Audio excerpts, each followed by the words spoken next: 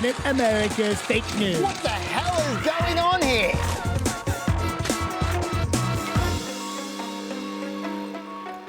Welcome to Planet America. Hello, I'm John Barron. I'm Chaz Gidello. This week, victory or back down? When it comes to the Mexico deal, it really depends on who you ask. Also this week, have the Democrats really become a bunch of wild-eyed socialists? Joe Biden's White House campaign has hit something of a rough patch recently. Is history repeating itself for the former Veep? Very rare for a vice president to be elected to the #1 office, to the presidency. Well, Biden and Trump will be bringing the old, so why don't we bring the news?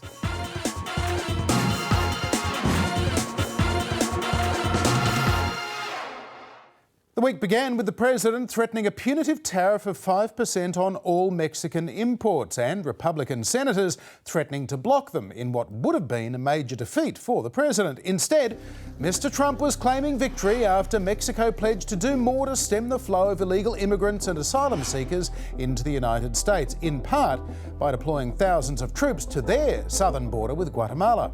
As Mexico is sending 6,000 troops to the border. Nobody thought that would happen, but it's a great thing that it's happening because we have a country that we have to run. There have been few other details, so few that some wondered if there really was a deal. So the president showed the cameras a piece of paper.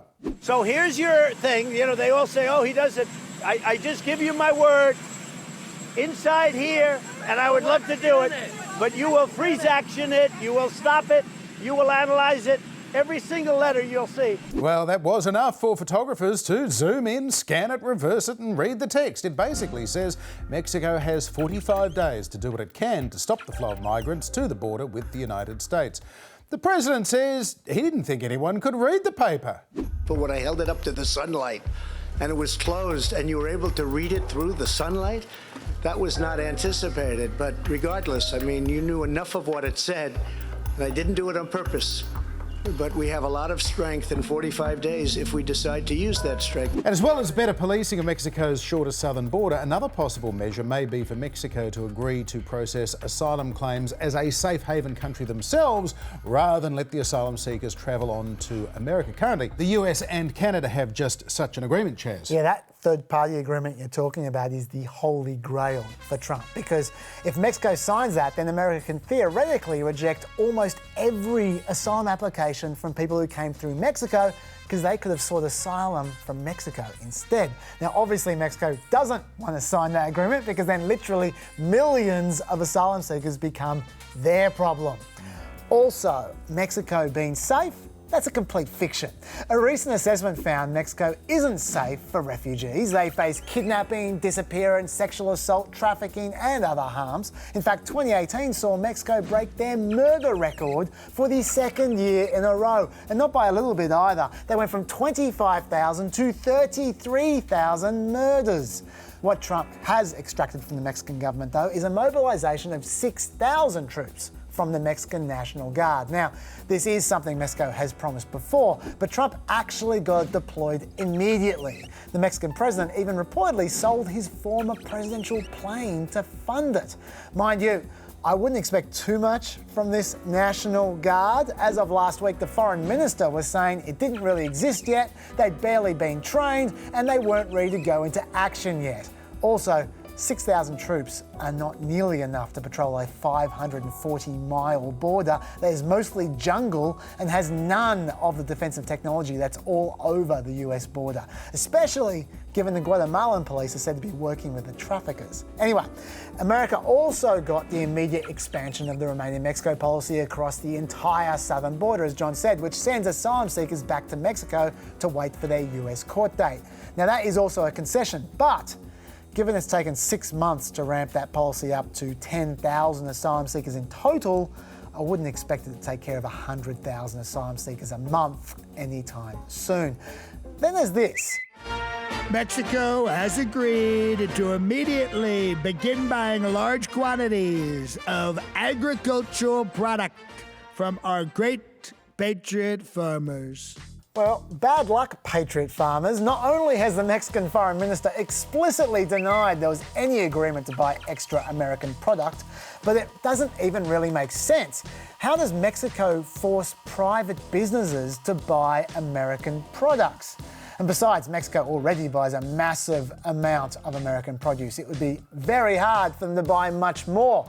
Bottom line though, John, I think it does all come down to Mexico's acknowledgement that if they can't reduce illegal immigration numbers enough in 45 days, they're going to face more pressure to sign that safe third-party agreement you referred to. The closer they get to that agreement, the happier Trump is.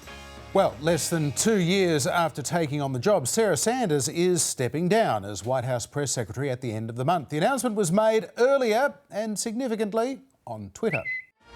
After 3.5 years, our wonderful Sarah Huckabee Sanders will be leaving the White House at the end of the month and going home to the great state of Arkansas.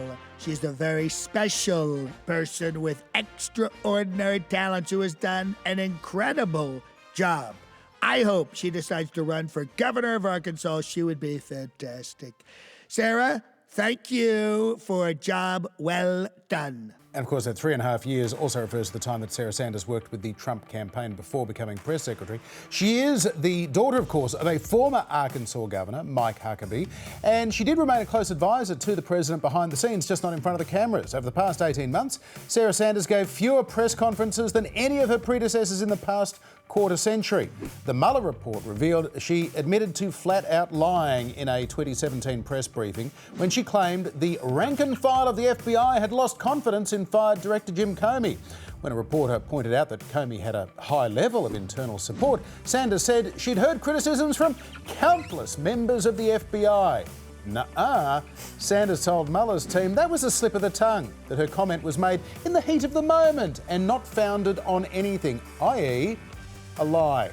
She hasn't given a White House press briefing since the Mueller report was released. Her final 14-minute appearance was back on March the 11th, which has, for me, the bottom line to all this is this. Sarah Sanders gave very few briefings, but unlike Obama, Bush, Bill Clinton and others, President Trump himself speaks publicly, almost constantly, every day, every photo opportunity with some obscure politician or football team coach or police union delegation becomes a press availability. If there's a camera and a microphone, Donald Trump will talk at it, and he is much better at defending himself and then casually lying to the press than anyone else is. Yes, according to the Washington Post, as of today, President Trump has made 10,796 false or misleading claims. Yeah, look, Trump clearly is his own spokesperson, and you're not kidding about the rare briefings either. Reporters recently even started tweeting out photos of the press briefing lectern literally gathering dust. And that dust has now also decided to spend more time with his family. Last week, President Trump was facing congressional Republican pushback over his plan to appoint controversial former Virginia Attorney General Ken the Cooch Cuccinelli to a key immigration post. Cuccinelli ran unsuccessfully for the governorship of Virginia in 2013 on an anti-Obamacare platform and has since raised a lot of money for ultra-conservative Republicans standing in primaries, earning him enemies on both sides up on the Hill. Republican Senate leadership reportedly told the president they did not think they could get the Cooch confirmed as head of the Citizenship and Immigration Service. They urged the White House not to put his name forward. Well, this week there has been a bit of a development, Chaz. It sure has. Cuccinelli somehow ended up as the acting head of the CIS. Let me explain. If there's no one occupying the position, you can appoint an acting head there for 210 days. And under the law, these are the people you can appoint. 1, the most senior assistant to the vacant office. Or 2, anyone currently holding a Senate-confirmed executive position. Or 3, a long-term senior employee from the same agency as the vacant office. Now, look at that first option again.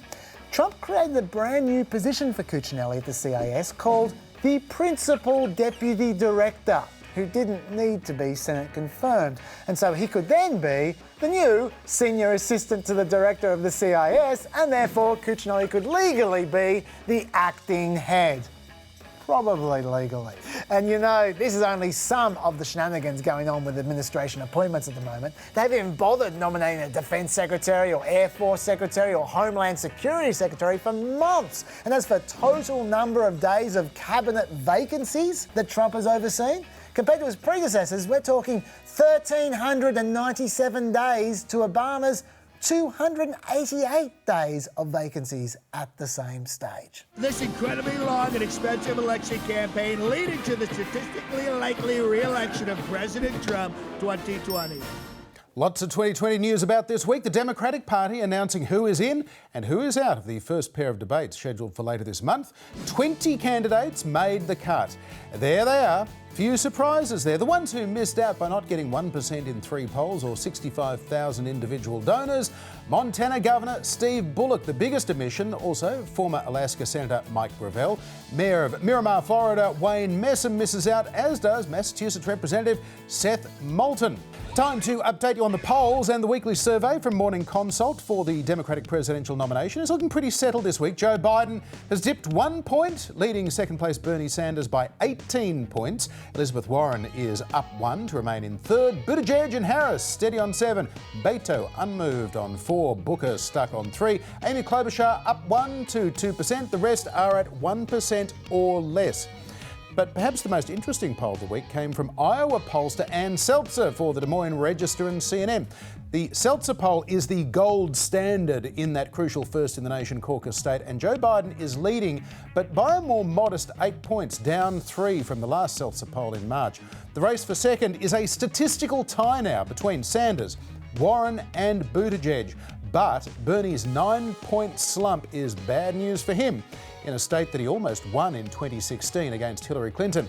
Warren has picked up 6 points in 3 months. Pete Buttigieg has surged 13 points from nowhere.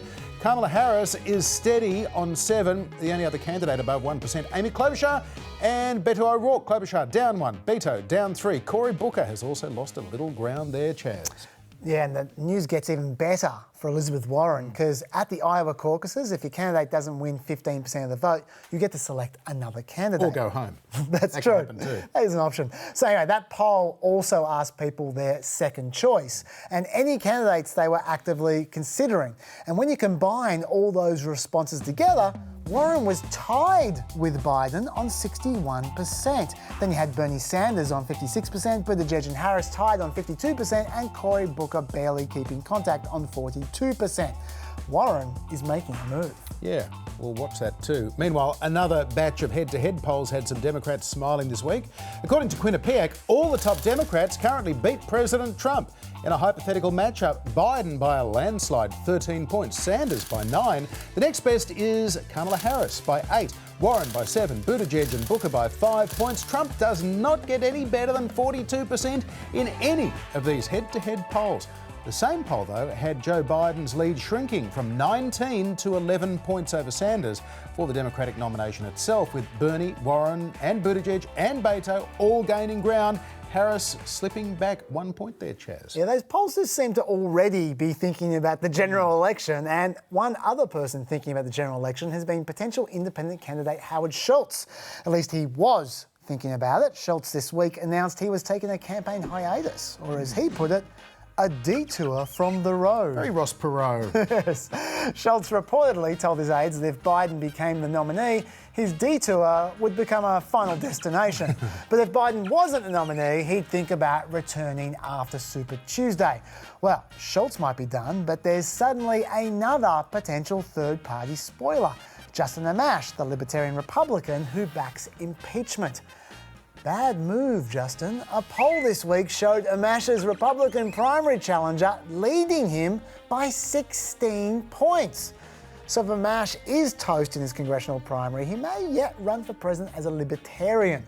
Amash hints he won't do that, but Trump might be nervous regardless. All Amash has to do is win 1 or 2% in his home state of Michigan, and there goes that super swingy state. And in a recent Michigan poll, Amash drew nearly 10% of the vote, which would be super worrying for Trump, except Biden led Trump by 12 points without Amash and only by 6 points with Amash. Mash's presence in the contest actually helped Trump out. John? Yeah, he still lost though. President Trump was in Iowa this week for a fundraising dinner in West Des Moines, and he was honing his re-election message. It's not exactly subtle, it is basically the other side are crazy. Every day, the Democrat Party is becoming more and more unhinged and more extreme. They're going crazy. Do you love it? I sort of love it. Yeah, I think he really does. Democratic presidential frontrunner Joe Biden, meanwhile, also in Iowa this week, and he was ramping up his own rhetoric against President Trump, particularly over the president's name-calling. I mean, it's bizarre. And it's damaging. I believe that the president is literally an existential threat to America. It's all about Donald Trump as well for Biden right now. In that Iowa speech, he mentioned the president no fewer than 76 times. Back in Washington, President Trump responded with some more name-calling. I call him 1% Joe because until Obama came along, he didn't do very well. But but I don't bring him up. Doesn't bring him up except for the more than 30 times he's mentioned Biden on Twitter since March 22, including Crazy Joe Biden. and on April 16, Sleepy Joe Biden. which has become his go-to insult, although on May 11 he embellished it a bit. Sleepy Creepy Joe.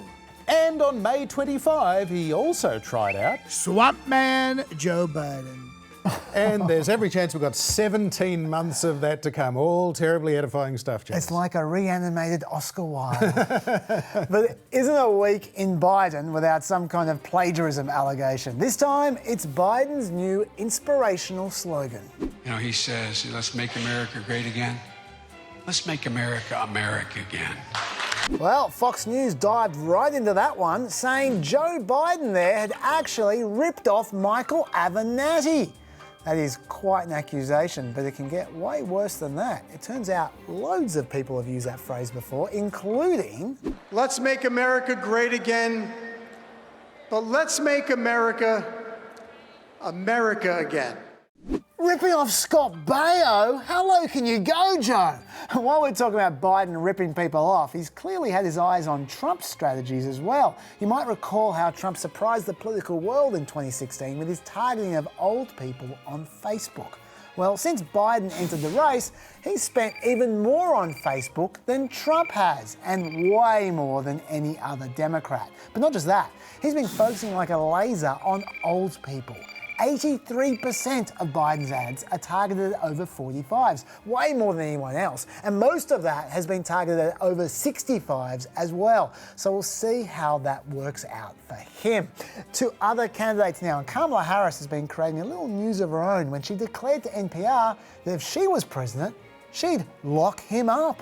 If you become president, if he was never impeached, would you want the Department of Justice, now that he is no longer a sitting president, to go forward with those obstruction of justice charges? I believe that they would have no choice and that they should, yes.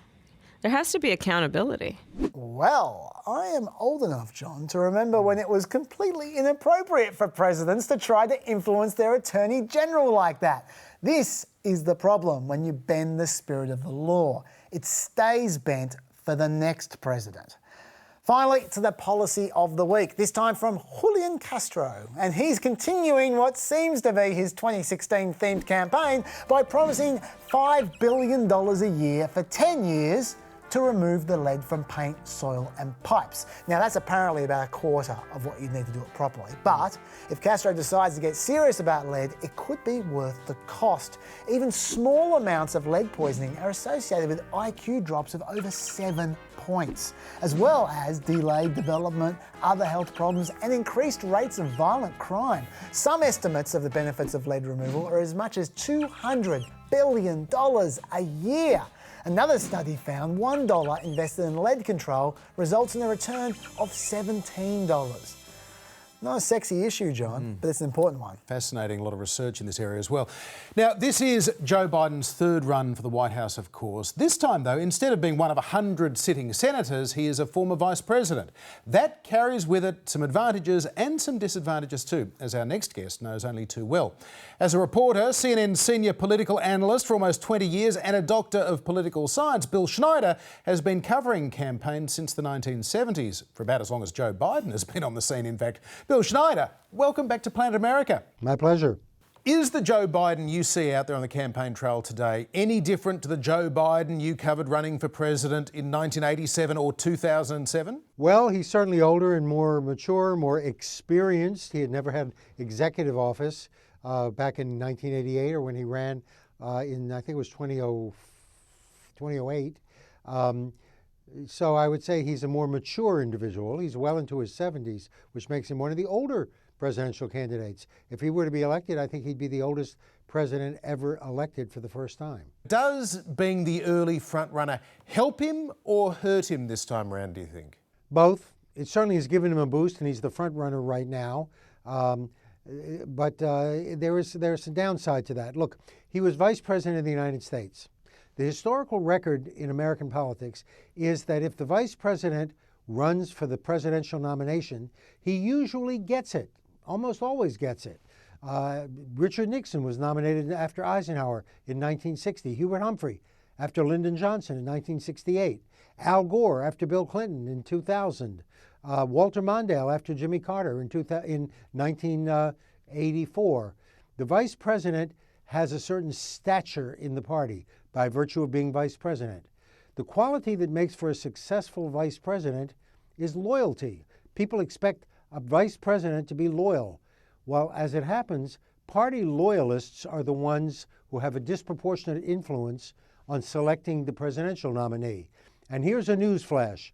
Party loyalists value party loyalty. So the vice president usually gets the nomination. But you know what? He often loses. It's very rare for a vice president to be elected to the #1 office, to the presidency. The only one who's done it in 150 years was George H.W. Bush, the first President Bush, and he did it because people really wanted a third term for Ronald Reagan. And so the fact that Bush was Reagan's man gave him a real advantage in 1988. Is that just coincidental, or is there a reason why VPs have some sort of inbuilt disadvantage? Well, the electoral disadvantage is very simple to explain. A vice president is always someone else's man. Nixon was Eisenhower's man. Hubert Humphrey was Lyndon Johnson's man. Walter Mondale was Jimmy Carter's man. Al Gore was Bill Clinton's man. And of course, Joe Biden is Barack Obama's man. Now, that was an advantage for the first President Bush, being Ronald Reagan's man, because people really did want Reagan to have another term. But usually, when people vote for president, they want a president who's independent, who's his own man. And that's very difficult for a vice president to do, to prove that he's his own man, because by definition, they're someone else's man. Bill, what do you make of the criticisms that Biden just wasn't doing the kind of grassroots retail politics those early state voters and party activists expect? Is that a problem with his profile, that you just can't do those small events that some of the voters want? Well, the front runner is always a target for the rest of the field. And this time you've got 24 candidates, only one of whom is the vice president. So they're all going to gang up on him, especially because he's the front runner. That's to be expected.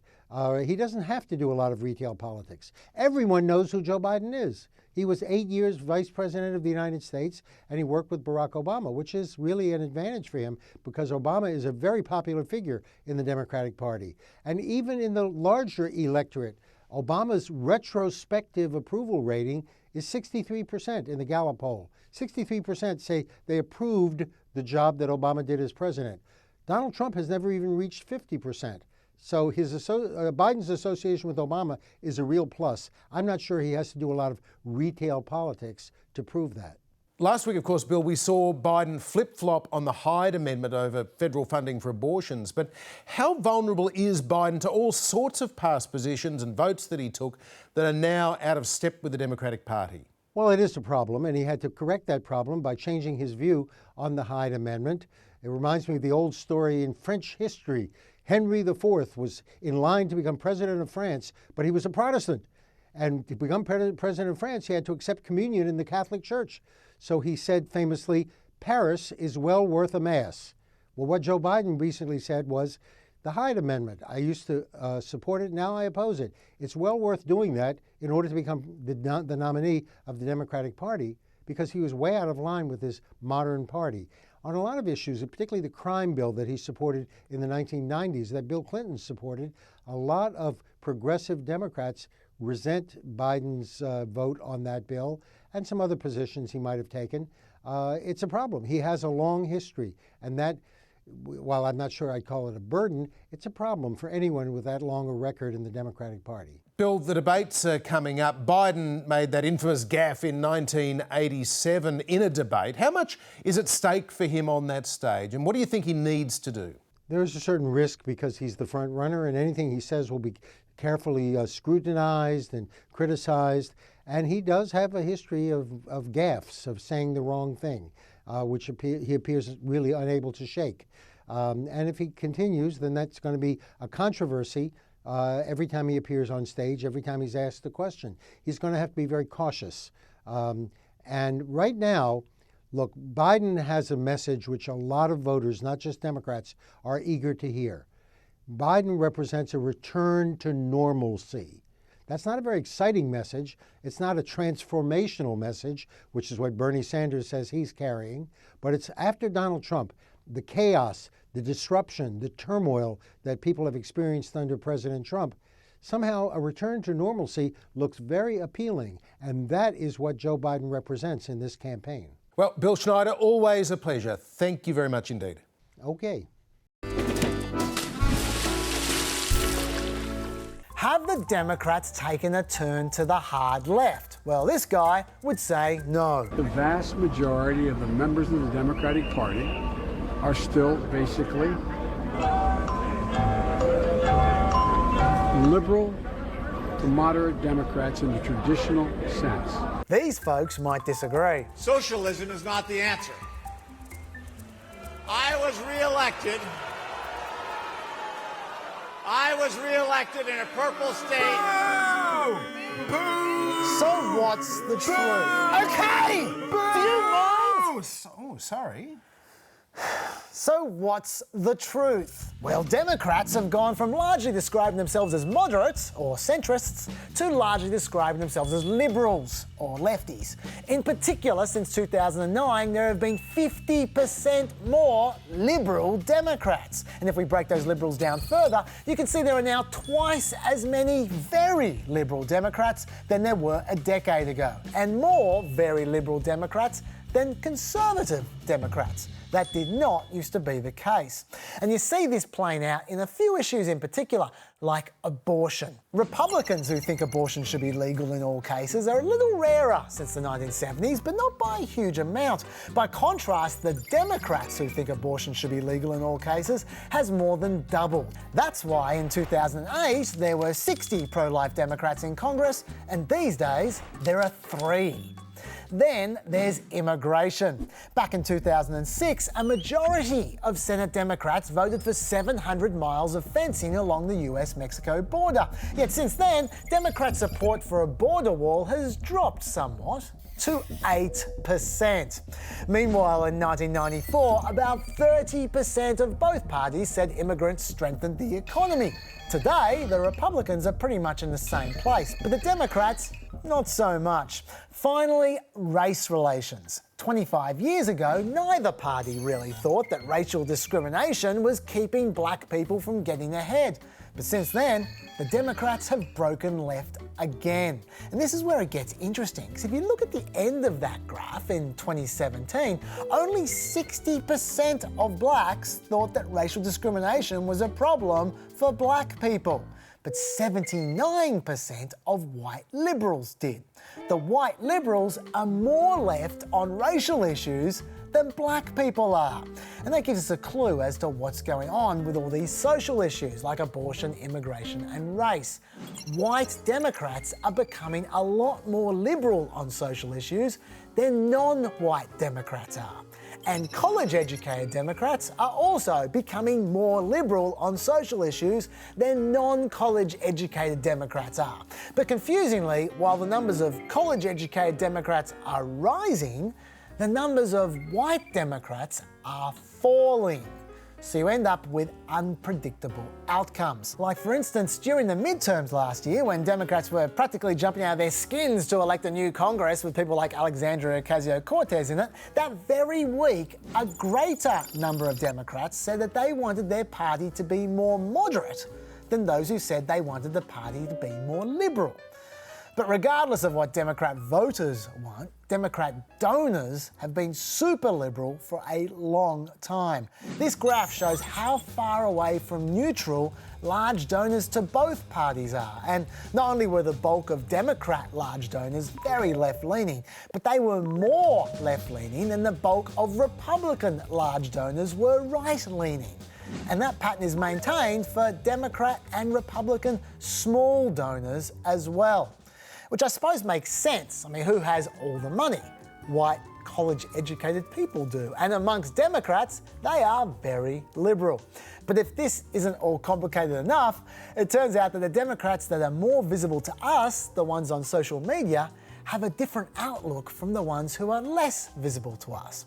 Democrats who post on social media are more likely to have a college degree, be white, have attended a protest in the last 12 months, and have donated to a political organisation in the last 12 months. Whereas Democrats who don't post on social media are more likely to be moderate or conservative, be worried by political correctness, be black, and to say they don't follow the news. These are very different kinds of people who would vote for very different primary candidates. One group is heading left very fast, but the other group is not.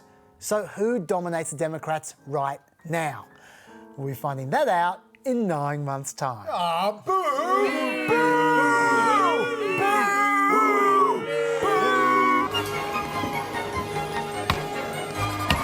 Later this month, the first two Democratic candidate debates of the 2020 presidential contest will be held in Miami, Florida, a state that is likely to again play a key role in next year's election. Coincidentally, that was the scene of the first ever televised candidate debate, more than 6 decades ago, way back in 1956. Back when television was a little bit different, some very big microphones and some smaller black and white screens. And that first ever TV debate helped to change campaigns and even the candidates themselves. It's 10 p.m. on Monday, May the 21st, 1956, and for the first time, a presidential candidate debate is being broadcast on television. Here's your host, ABC America's Quincy Howe. My assignment here in Miami is to discuss the campaign issues with Estes Kefauver and Adlai Stevenson, who are our chief performers this evening. Now, there's no need to introduce the two top contenders for the Democratic presidential nomination. Sorry, Quincy, I am going to have to stop you right there. It is 63 years later now. I think I better introduce these guys. Tennessee Senator Estes Kefauver had gained national fame as the chairman of a Senate committee investigating organised crime. Those hearings were broadcast live on television. Senator Kefauver, hearing the lawbreaker, refused to answer the attorney's simple question. The Kefauver committee interrogated a parade of over 600 corrupt governors, bookmakers, pimps and mobsters, including mafia kingpin Frank Costello. All due respect for the Senate, which I have an awful lot of respect for, I'm not going to answer another question. Kefauver set his sights on the presidency in 1952, but some Democrats feared that he was a bit of a showboat and a heck of a drinker and womanizer, kind of a liberal Joe McCarthy without the Red Scare. Senator Kefauver ran for the Democratic nomination after President Truman decided not to stand again, but he lost that year to Governor Adlai Stevenson of Illinois. Stevenson was the namesake and grandson of a former US Vice President and a top US delegate to the United Nations before becoming Governor of Illinois in 1949. Running for the presidency against Dwight Eisenhower in 1952, Stevenson refused to appear in his own TV commercials, declaring he wasn't a bar of soap, so he hired a lounge singer instead. I'd rather have a man who knows what to do when he gets to be the president. I love the governor of Illinois. Stevenson lost in 52, but 4 years later he was running again, and so was Estes Kefauver, who became the front-runner with early wins in New Hampshire, Minnesota and Wisconsin. Stevenson, though, hit back in Oregon. Which brings us back to that first ever televised candidate debate, just a week before the Florida primary. The first topic for discussion, the possible annihilation of the human race. Overshadowing all else is this morning's news of the first dropping from an American airplane of an H-bomb. There can be no mistaking the fact that we are now face to face with a double-edged possibility of total destruction. Remember, this is barely a decade after using the first 2 atomic bombs to bring an end to World War II. The previous day, America had tested a devastating new weapon, the hydrogen bomb. Stevenson opposed the test and advocated a halt to US testing of the H-bomb. We could unilaterally propose that we would discontinue testing the H-bomb. Kiefer supported an H-bomb ban, but only if the Soviets agreed to do the same. I want to see some good faith before I stop keeping the defenses of the United States strong. The pair debated whether guided missile testing should continue without testing the warheads. Kiefer sided with President Eisenhower, who said it was essential. Stevenson disagreed. A missile is nothing but a carrier. That's right. It's like an airplane, Senator. It's like a railroad train. It delivers the goods to a target. Now, privately, these two guys didn't get along, and there was a glimpse of that when Kiefer objected to comments Stevenson had made about his lack of attendance in the Senate. Well, I've tried not to make any attacks on Governor Stevenson or his record, and I've regretted that he has made some on me. Now, Governor Stevenson, have you got some questions or observations, maybe, that you'd like to make? These seem to be more Senator, that if I've offended him, I'm sorry. I was asked to explain why it was that there were that the Senator had little support in the Senate. But that was about as rancorous as it ever got. I agree with much of what he has just said. I feel, and it's very much along the lines Governor Stevenson has explained. Again, what the Senator implied is correct. Most of the hour-long debate was spent in rather furious agreement. The New York Times noted with more than a hint of disappointment that the televised debate resulted in very little to disagree about, taking virtually identical positions on almost every issue discussed. Stevenson narrowly won the Florida primary and then sealed the nomination in California. That August, Stevenson's nomination was confirmed at the Chicago Convention, and Kiefer narrowly defeated a then 39-year-old upstart named Jack Kennedy to become the vice presidential nominee. Senator Kiefer becomes the vice presidential nominee in one of the most thrilling wire-to-wire finishes that any convention has seen in years. Thrilling or not, the Democratic ticket was no match for President Eisenhower that November. Meanwhile, Jack Kennedy was just getting started on a campaign that would take him all the way to the White House 4 years later, in no small part because of his own performance in televised debates. A new political era had arrived, the era of the television candidate. Now, you might have seen a graph like this before, showing you just how much more income the top 20% earn in America compared to the bottom 20%. In fact, the top 1% alone earn 16% of the income. Although note, this includes all income, including government benefits. So in terms of non-government income, these guys are doing even worse, and these guys are doing even better. What you might also have seen, though, is just how much more federal income tax the rich pay than the poor do. The entire bottom 40% not only don't pay income tax, but they get paid by the income tax system. And the top 20% pay a whopping 87% of the income tax. The top 1% pay 43% of the income tax. And that makes the wealthy feel a little bit smug. But there are other kinds of taxes than federal income taxes. There are corporate taxes, there's estate taxes for the wealthy, there's state and local income taxes, then there are regressive taxes like property taxes and payroll taxes, which by the way everyone forgets about, even though they raise almost 3/4 as much as federal income taxes do, and you only pay these up to 132 grand of income, so they are regressive. And finally, there's the sales taxes and the petrol taxes. These are really regressive, and you add up all these taxes together and the poor are now paying a lot more than zero. They're paying an effective tax rate of about 20%, and even the top 1% are only paying an effective rate of 34%. So overall, there isn't actually that much difference, and you can see why some Democrats think they can squeeze these guys a little bit harder. By the way, that top 1% tax rate dropped about 2.5% after the recent tax cuts.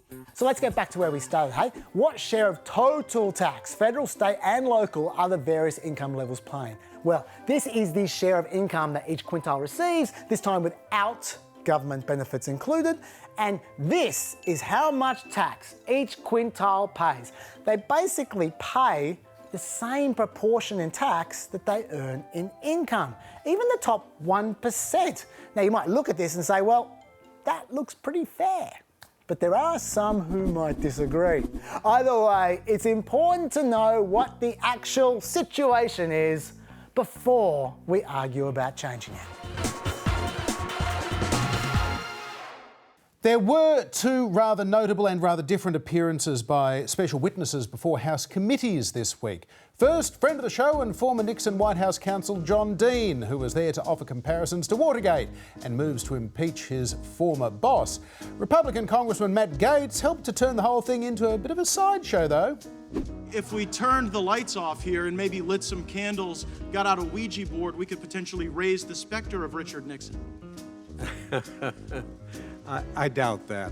Meanwhile, comedian Jon Stewart took members of Congress to task this week for not doing more to compensate the first responders from the 9/11 terror attacks on the United States. Your indifference costs these men and women their most valuable commodity, time.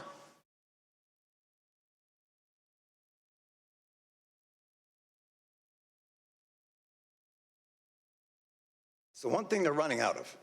May have done the trick. The next day, the Judiciary Committee unanimously passed a bill to permanently authorise the 9/11 Victims Compensation Fund, which was established in 2010. More than $5 billion has been paid out to around 20,000 victims for a range of illnesses caused by chemicals and other substances released by the fires and the building collapses that followed those attacks.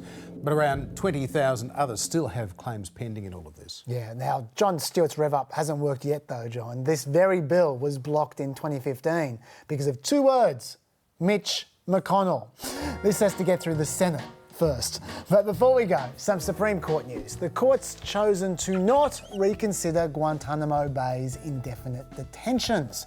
Although Justice Breyer in his dissent did note that the president in question is facing the rest of his life in detention to keep him from rejoining a conflict that's completely changed from the one Congress declared war on.